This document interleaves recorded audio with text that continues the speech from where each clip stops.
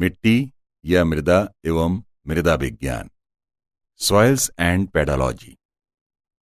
यद्यपि महाद्वीपीय विस्थापन सिद्धांत का अध्ययन करने के पश्चात क्रम के अनुसार अब द्वितीय कोट की स्थलाकृतियों, जिसमें मैदान, पठार और पर्वत आते हैं, का अध्ययन करना चाहिए, किंतु चूंकि इन तीनों स्थलाकृतियों की रचना शैलों से और शैलों की रचना मिट्टी एवं मैग्मा से हुई है, इसलिए हम द्वितीय कोटि की स्थलाकृतियों का अध्ययन करने के पूर्व मिट्टी या मृदा और शैलों का अध्ययन करेंगे।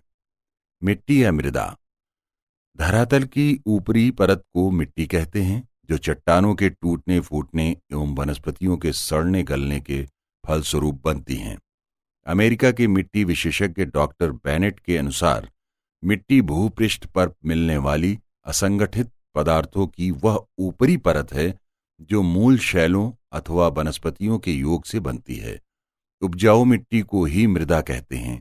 मृदा कृषकों की अमूल्य संपदा होती है। सामान्यतया उपजाऊ मृदा की गहराई 3 से 6 मीटर होती है। मृदा या मिट्टी में रंग तथा गुणों के आधार पर भिन्न भिन्न परतें दिखाई पड़ती हैं, जिसे मृदा संस्तर एवं मृदा परिच्छेदिका यानी सॉइल प्रोफाइल कहते हैं। ये मुख्यतया 3 हैं। नंबर 1 आ परत, ए हॉरिजन। नंबर 2 बा परत, बी हॉरिजन। नंबर 3 सा परत, सी हॉरिजन। इनमें आ परत मृदा की सबसे ऊपरी परत को कहते हैं। इसे वाह परत भी कहते हैं। ह्यूमस तत्व इसी परत पर बनते हैं। खनिज लवण एवं कार्बनिक पदार्थों से भरपूर होने के कारण पौधों के लिए यह सर्वाधिक उपयोगी परत होती है। बा परत यानी बी हॉरिजन आ परत के नीचे की परत को कहते हैं। इसे उपमृदा संस्तर भी कहते हैं। इसमें लौहांश एवं एल्युमिनियम पदार्थों की प्रचुरता होती है। मृदा की सबसे निचली परत को सा परत कहते हैं। इसे मृदा का मातृ पदार्थ यानी पेरेंट मटेरियल कहते हैं। पौधों की जड़ें आ और बा परत में ही होती हैं। मृदा में विभिन्न प्रकार के अवयव उपस्थित होते हैं, जिन्हें 4 भागों में विभक्त किया जाता है। मृदा अवयव यानी कंपोनेंट्स। नंबर 1 खनिज पदार्थ यानी मिनरल मैटर्स, लगभग 40%। नंबर 2 कार्बनिक पदार्थ यानी ऑर्गेनिक मैटर्स, लगभग 10%।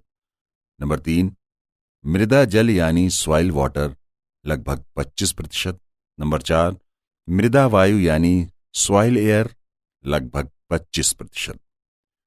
मिट्टी या मृदा में उपस्थित रहने वाले खनिजों में प्रमुख हैं फेल्सपार 48%, क्वार्ट्ज 36%, अभ्रक 10% आदि। मृदा के उपजाऊपन का आधार है ह्यूमस तत्वों की मात्रा यानी ह्यूमस एलिमेंट्स। ह्यूमस तत्व या कृमि तत्व हरे भरे कार्बनिक पदार्थों के सड़ने गलने से बनते हैं। मिट्टी मुख्यतया ह्यूमस तत्वों की उपस्थिति के कारण ही सरंध्र यानी पोरस होती है। मिट्टी के सरंध्र होने के कारण ही उसमें ऑक्सीजन, नाइट्रोजन, वायु तथा कुछ सूक्ष्म जीवों जैसे प्रोटोजोआ, बैक्टीरिया, अलगी, फंजाई आदि की उपस्थिति होती है। हरे भरे कार्बनिक पदार्थों के ह्यूमस में परिवर्तन के लिए इन सूक्ष्म जीवों की सक्रियता अनिवार्य होती है। ह्यूमस तत्वों का निर्माण। ह्यूमस तत्वों का निर्माण सूक्ष्म जीवों की क्रियाओं से होता है। सर्वप्रथम नम एवं गीली चट्टानों पर मॉस एवं लाइकेन नामक पौधे उगते हैं। ये पौधे एक प्रकार का कार्बनिक अम्ल H2CO3 निकालते हैं। इस अम्ल से धीरे धीरे चट्टानों का विघटन यानी क्षय अर्थात डिकम्पोजिशन होता रहता है।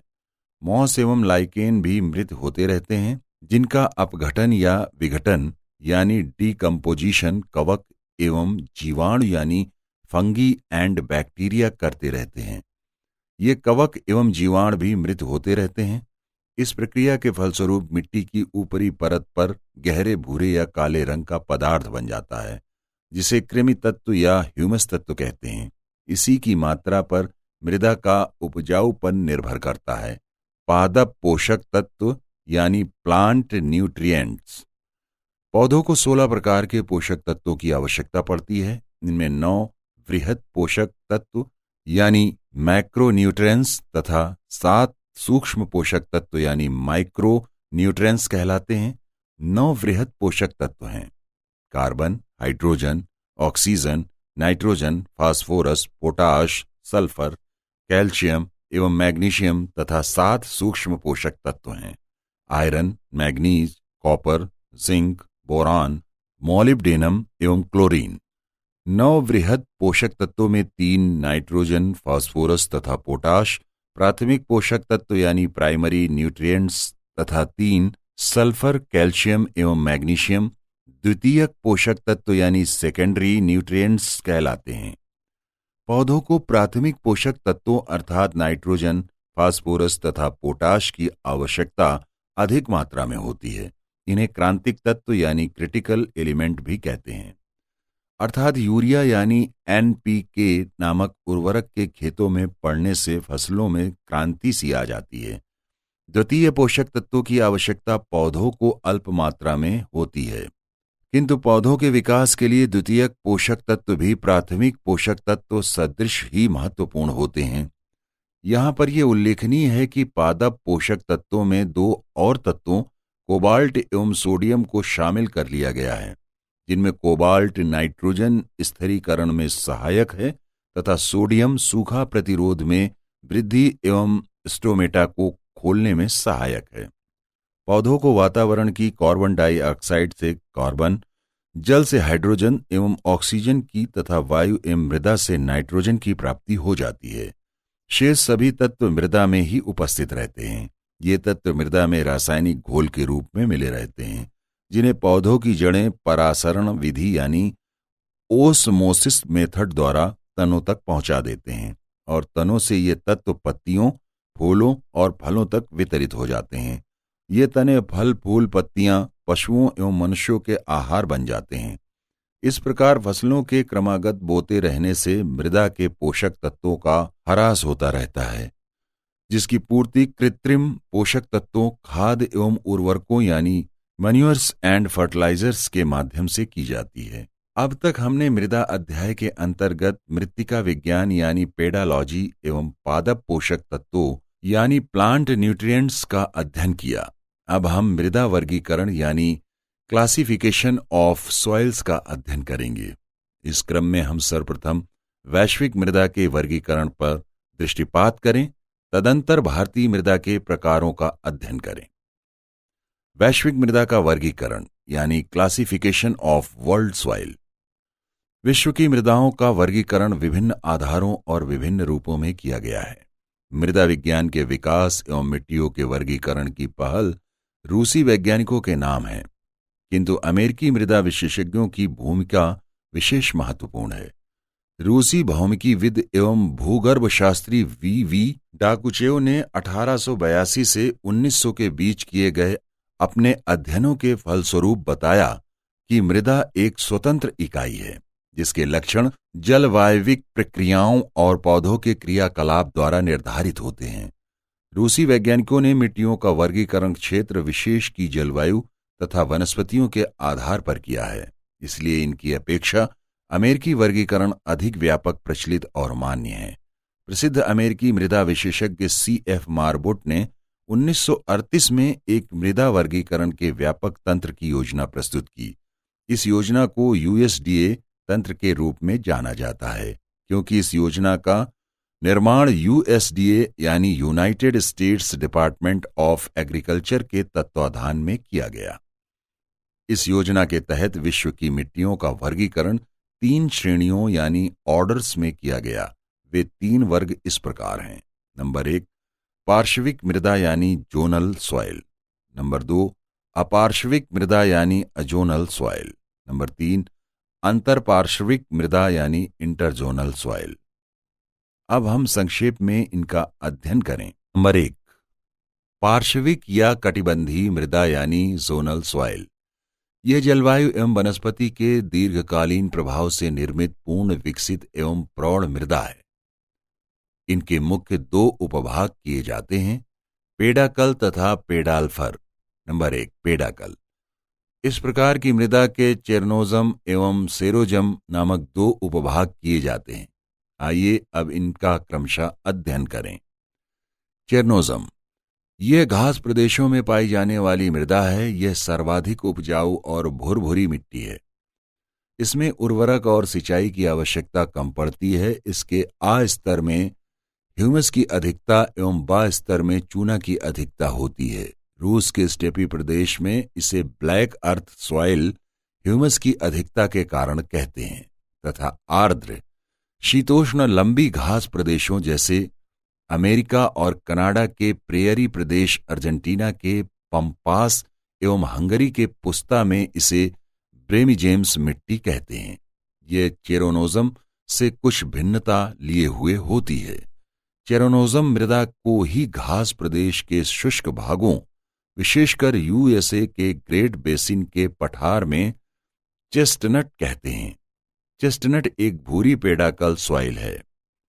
सेरोजम यह शुष्क मरुस्थलीय प्रदेशों में पाई जाने वाली मिट्टी है। इसमें ह्यूमस तत्वों का अभाव होता है।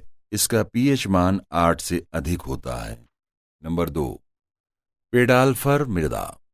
यह वन प्रदेश की मृदा है। पेडाकल की भांति पेडाल्फर के भी मुख्य 2 भेद किए जा सकते हैं। नंबर 1 पॉडजोल तथा नंबर 2 पॉडजोलिक। आइए अब इनका क्रमशः अध्ययन करें। नंबर 1 पॉडजोल मृदा। ये मुख्यतया रूस स्थित साइबेरिया के टैगा वन प्रदेश की मिट्टी है। पॉडजोल शब्द की उत्पत्ति रूसी शब्द जोला से हुई है, जिसका अर्थ है राख। यह एक परिपक्व मिट्टी है जिसमें मृदा के तीनों संस्तर पाए जाते हैं। परिपक्व मिट्टी उपजाऊ मृदा होती है, किंतु पॉडजोल एक अनुपजाऊ मृदा है। कारण यह है कि टैगा प्रदेश के कोणधारी वृक्षों की पत्तियां एक प्रकार का अम्ल यानी एसिड निकालती हैं, जिससे मृदा के खनिज तत्व एवं ह्यूमस तत्व गलकर भूमिगत हो जाते हैं और मृदा अनुपजाऊ हो जाती है। अर्थात यहां मृदा विक्षालन यानी सॉइल लीचिंग अधिक होता है। इसका पीएच मान लगभग 4 तथा मृदा अम्लीय होती है। पॉडजोल को 4 उपभागों में विभक्त किया जाता है। टेरा रोशा मिट्टी इसी का एक उपभाग है, जो ब्राजील में कॉफी उत्पादन के लिए प्रसिद्ध है। टेरा रोशा मिट्टी मुख्यतया भूमध्य सागरीय और चूना वाले क्षेत्रों में पाई जाती है। इसमें भी ह्यूमस की कमी होती है। नंबर 2 पॉडजोलिक मृदा। ये पॉडजोल मृदा से ज्यादा उपजाऊ मृदा है। नंबर 2 अपार्श्विक मृदा यानी अजोनल सॉइल। यह अविकसित, अपरिपक्व एवं नवीन मृदा है। ये कई प्रकार की शैलों से बनने के कारण पर्याप्त उपजाऊ मृदा है। यह स्थानबद्ध नहीं है। इसमें स्थानांतरण की प्रक्रिया अनवरत जारी रहती है। इसमें संस्तरों का भी अभाव होता है। इसका निर्माण किसी विशेष प्रक्रिया के तहत नहीं हुआ है। जलोढ़, रेगुर यानी काली, हिमोड़, वायुयोड़, लोयस आदि इसी मिट्टी के विभिन्न रूप हैं। लेटराइट, जो कि उपयुक्त प्राकृतिक ढाल वाले क्षेत्रों में विक्षालन यानी लीचिंग की प्रक्रिया के फलस्वरूप बनती है, भी इसी में शामिल की जाती है। नंबर 3 कटिबंधांतरित मृदा यानी इंटरजोनल सॉइल्स। ऐसी मिट्टी जिन पर जलवायु और वनस्पति की अपेक्षा अन्य कारकों का अधिक प्रभाव रहता है को कटिबंधांतरित मृदा कहते हैं। इस मृदा का निर्माण उन क्षेत्रों में होता है जहां जल निकास की उचित प्राकृतिक व्यवस्था नहीं होती है और निम्न क्षेत्रों में जल भराव की स्थिति रहती है। लवणी यानी सेलाइन, क्षारी यानी एल्कलाइन, सोलोथ, दलदली मृदाएं जैसे स्वाम्प्स, मार्शेस, बाक्स एवं प्लानोसाल तथा चारागाह मिट्टियां यानी मीडो सॉइल्स तथा कैल्शियम युक्त रेंडजिना मिट्टियां आदि इसी श्रेणी में रखी जाती हैं।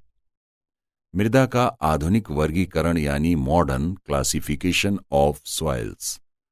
यूएसडीए तंत्र 1938 के बाद मृदा वर्गीकरण विज्ञान यानी सॉइल टेक्सोनॉमी के क्षेत्र में अमेरिकी वैज्ञानिकों ने 1975 में एक नया वर्गीकरण प्रस्तुत किया, जिसे व्यापक मृदा वर्गीकरण तंत्र यानी कॉम्प्रिहेंसिव सॉइल क्लासिफिकेशन सिस्टम या CSCS कहा गया।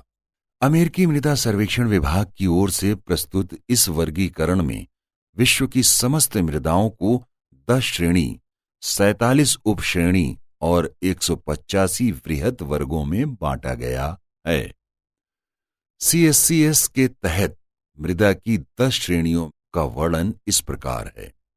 नंबर 1, एंटीसॉल, यह अविकसित मृदा है। नंबर 2, इंसेप्टिसॉल, यह नवीन मृदा होती है। इसका विस्तार टुंड्रा, अल्पाइन एवं बाढ़ के मैदानों में होता है। नंबर 3, हिस्टोसॉल, यह अम्लीय एवं दलदली यानी बॉग प्रकार की मृदा है। इसमें जैविक पदार्थों की अधिकता पाई जाती है। नंबर 4, ऑक्सीसॉल, यह प्राचीन और विकसित मृदा होती है। यह ऑक्साइड से परिपूर्ण होती है। इसका विस्तार उष्णकटिबंधीय भागों में होता है। नंबर 5, अल्टीसॉल, यह वन प्रदेशों, उष्ण एवं उपोष्ण जलवायु प्रदेशों की हल्की अम्लीय क्षारीय मृदा है। अपक्षालन यानी लीचिंग के कारण इसमें ह्यूमस तत्वों का अभाव हो जाता है। परिणामतः यह अनुपजाऊ हो जाती है। नंबर 6, मॉलिसॉल, यह सरंध्र यानी पोरस ह्यूमस युक्त काले रंग की उपजाऊ मृदा होती है। यह चेरनोजम एवं चेस्टनट के समान होती है। इसका विस्तार आर्द्र उपोष्ण तथा मध्य अक्षांशीय प्रदेशों में है। नंबर 7, वर्टिसॉल, इन मिट्टियों में मुख्यतः घास क्षेत्र होते हैं। कृषि कार्य इनमें कठिन हो जाता है क्योंकि ये गीली होने पर जुताई योग्य नहीं रहती। लेकिन आजकल मशीनों के उपयोग से इन पर कृषि कार्य भी किया जा रहा है। ये मिट्टियां उष्ण एवं उपोष्ण कटिबंधों में पाई जाती हैं। भारत के प्रायद्वीपीय पठारीय भाग में ये मिट्टी मिलती है।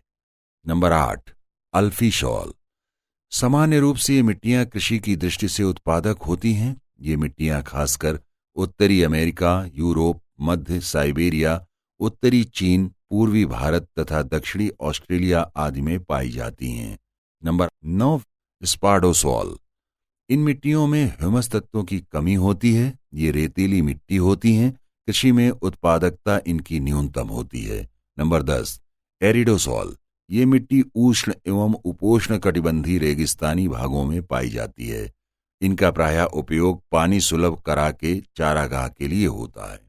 इसके अलावा ई ब्रिज 1978, FAO यानी food and agriculture organization, UNESCO आदि द्वारा भी मृदा वर्गीकरण प्रस्तुत किए गए हैं। वस्तुतः कहा जा सकता है कि जितने मृदा विज्ञानी हैं उतने ही प्रकार का मृदा वर्गीकरण तथा मृदाओं का वितरण प्रतिरूप यानी सॉइल डिस्ट्रीब्यूशन पैटर्न प्रस्तुत किए गए हैं, जिनका अध्ययन ना तो सहज है ना ही आवश्यक।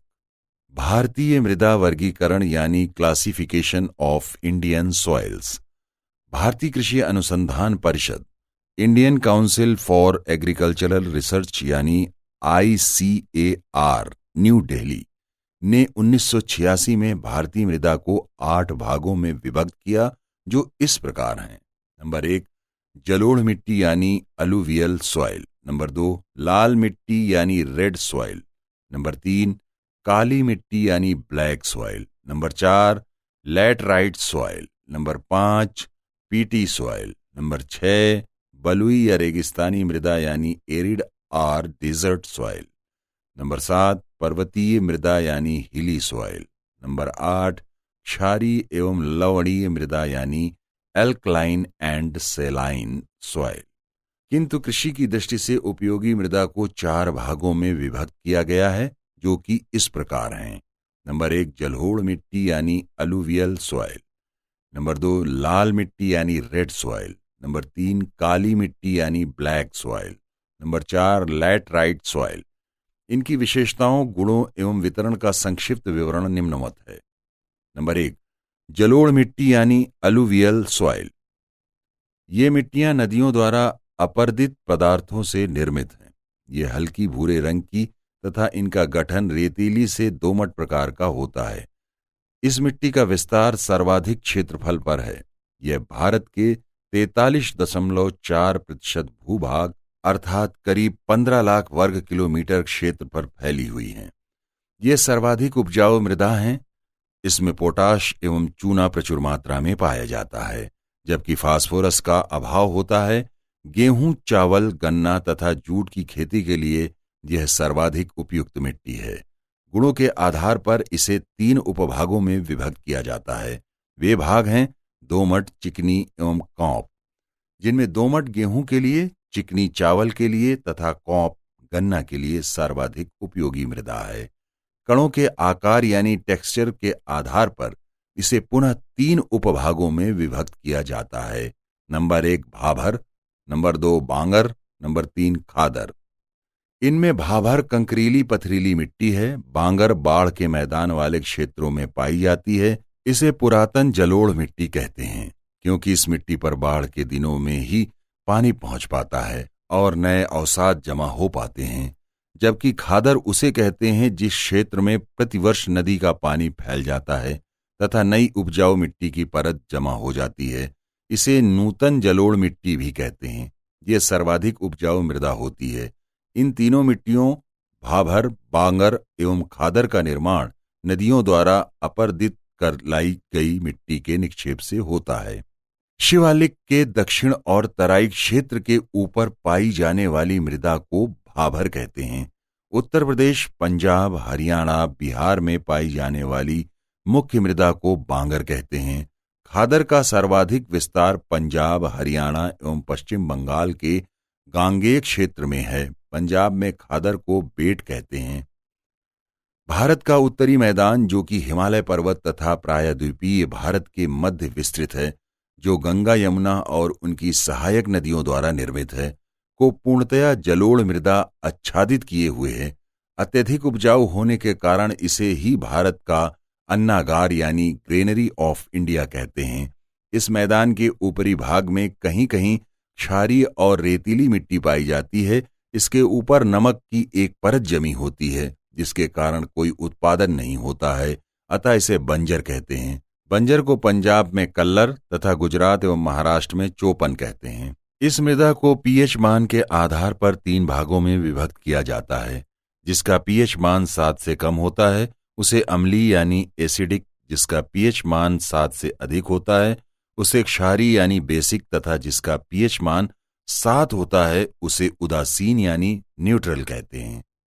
कृषि के लिए उदासीन मिट्टी ही उपयोगी होती है, किंतु जिप्सम मिलाकर क्षारीय को तथा चूना मिलाकर अम्लीय मिट्टी को भी खेती योग्य बनाया जाता है। जलोढ़ मृदा कुछ पर्वतीय राज्यों को छोड़कर शेष सभी प्रांतों में पाई जाती है, किंतु मालाबार तट, कोरोमंडल तट, उत्तरी सरकार तट तथा कलिंग तट में यह विशेषतया पाई जाती है। नंबर 2 लाल मिट्टी यानी रेड सॉइल। यह भारत के 18.6% अर्थात 6.1 लाख वर्ग किलोमीटर क्षेत्रफल पर पाई जाती है। इस मिट्टी का निर्माण भी उन्हीं क्षेत्रों में होता है जहां शुष्क एवं आर्द्र मौसम बारी बारी से आते हैं, किंतु वर्षा की अल्पता होती है। इस मृदा का उद्भव प्राचीन रवेदार, ग्रेनाइट एवं नीस चट्टानों के विघटन एवं टूटने फूटने से हुआ है।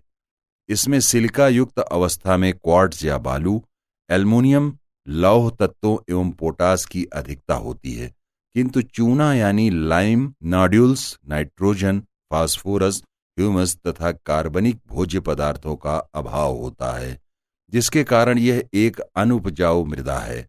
लौह तत्वों की अधिकता के कारण इस मिट्टी का रंग लाल होता है। लोहे के ऑक्साइड के कारण इसका रंग कहीं कहीं चॉकलेटी या पीला होता है। इस मृदा में जल धारण की क्षमता यानी वाटर होल्डिंग कैपेसिटी कम होती है, इसलिए कृषि कार्य के दौरान कई बार सिंचाई की आवश्यकता होती है। इस मृदा पर मुख्यतया मोटे अनाजों, ज्वार, बाजरा, मक्का, दलहन एवं तिलहन आदि की खेती की जाती है। ये मिट्टी मुख्यतया छत्तीसगढ़, छोटा नागपुर के पठार, पूर्वी मध्य प्रदेश, दक्षिण पश्चिम आंध्र प्रदेश, उत्तर पश्चिम तमिलनाडु, दक्षिणी पूर्वी महाराष्ट्र, पूर्वी कर्नाटक आदि में पाई जाती है। नंबर 3 काली मिट्टी यानी ब्लैक सॉइल। इसे लावा मिट्टी भी कहते हैं क्योंकि यह लावा के विखंडन, बिखराव एवं जमाव से निर्मित हुई है। इस मिट्टी का विस्तार मुख्यतया दक्कन के पठार पर है, इसलिए इसे डेक्कन ट्रैप सॉइल भी कहते हैं। यह कपास के लिए सर्वोत्तम मिट्टी है।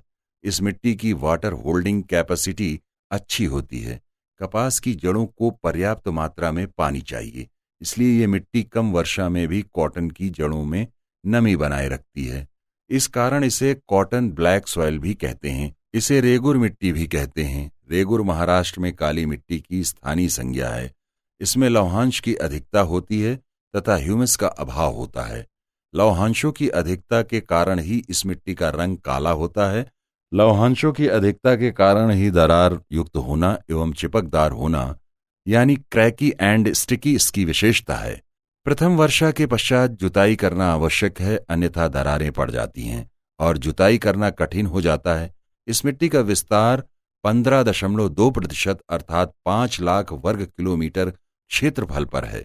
यह मुख्यतः गुजरात, महाराष्ट्र एवं आंध्र प्रदेश में पाई जाती है। मध्य प्रदेश के मालवा के पठार पर भी यह मिट्टी प्रचुर मात्रा में पाई जाती है। नंबर 4, लैटराइट मिट्टी।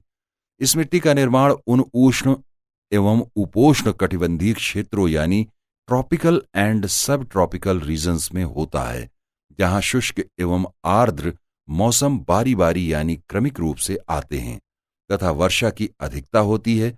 इस मिट्टी के निर्माण के लिए जल निकासी की समुचित प्राकृतिक व्यवस्था वाले पहाड़ी एवं पठारी ढाल उपयुक्त होते हैं। ऐसे क्षेत्रों में उच्च ताप एवं वर्षा की अधिकता के कारण सिलिका एवं क्षारीय पदार्थों के बह जाने तथा एल्युमिनियम एवं लौह तत्वों के सतह की ऊपरी परत पर आ जाने के कारण इस मिट्टी का निर्माण होता है। संक्षेप में कहा जा सकता है कि इस मिट्टी का निर्माण विक्षालन या अपक्षालन यानी लीचिंग की प्रक्रिया के फलस्वरूप होता है। इस मृदा में सिलिका, चूना, नाइट्रोजन, पोटाश की अपेक्षाकृत कमी होती है तथा आयरन, एल्युमिनियम, फास्फोरस एवं ह्यूमस तत्वों की प्रचुरता होती है। लोहांशों की अधिकता के कारण इस मिट्टी का रंग लाल होता है, जो सूर्य के प्रकाश में कालापन लिए दिखती है। ठोसपन इस मिट्टी की प्रमुख विशेषता है। यह चाय की कृषि के लिए सर्वोत्तम मृदा है। इसके अलावा कॉफी, रबर, सिनकोना आदि के लिए भी उपयुक्त होती है। इस मिट्टी का विस्तार मुख्यतया असम, उत्तरी पश्चिम बंगाल, केरल, कर्नाटक, तमिलनाडु में है। यह भारत के कुल 3.7% भूभाग अर्थात 1.26 लाख वर्ग किलोमीटर क्षेत्रफल पर पाई जाती है। नंबर 5, मरुस्थली मिट्टी। ये मिट्टियां बलुई प्रकार की होती हैं। इसमें लवण एवं फास्फोरस प्रचुर मात्रा में होता है। इसमें नाइट्रोजन एवं ह्यूमस का अभाव होता है। इनमें सिंचाई द्वारा मोटे अनाज जैसे ज्वार, बाजरा, सरसों आदि उगाए जा सकते हैं। इस मिट्टी का विस्तार राजस्थान, सौराष्ट्र, कच्छ, दक्षिणी पंजाब तथा हरियाणा के लगभग 1.42 लाख वर्ग किलोमीटर क्षेत्र पर है। नंबर 6, पर्वतीय मिट्टी। ये नवीन व अविकसित मृदाएं हैं। इनमें पोटास, चूना व फास्फोरस का अभाव होता है, लेकिन जीवांश पर्याप्त मात्रा में पाए जाते हैं। इनमें पर्वतीय ढालों में सेब, नाशपाती आदि उगाए जाते हैं। इसका विस्तार उत्तर में कश्मीर से अरुणाचल तक 2.85 लाख वर्ग किलोमीटर में फैला हुआ है। नंबर 7, पीट एवं दलदली मिट्टी। ये मृदाएं नम जलवायु में सड़ी वनस्पतियों से बनती हैं। प्रायः ये मृदा तटीय जल भराव वाली जगहों में बनती हैं। इनमें फेरस आयरन होने से प्रायः इनका रंग नीला होता है। ये अम्लीय स्वभाव की होती हैं। इसमें मैंग्रोव वनस्पतियां पाई जाती हैं। इनका विस्तार केरल, तमिलनाडु, उड़ीसा तथा सुंदरवन के तटीय क्षेत्रों में पाया जाता है। नंबर 8, क्षारीय एवं लवणीय मृदा। कैपिलरी क्रिया से धरातल पर लवणों की परत बन जाती है। परिणामतः ये मिट्टी अनुर्वर हो जाती है। इसमें सोडियम एवं पोटेशियम प्रचुर मात्रा में होता है तथा नाइट्रोजन की कमी होती है। इनका पुनरुद्धार उचित अपवाह, चूना, जिप्सम तथा पाइराइट के प्रयोग द्वारा किया जाता है। ये पंजाब तथा उत्तर प्रदेश के नहर सिंचित स्थानों में हो गई हैं।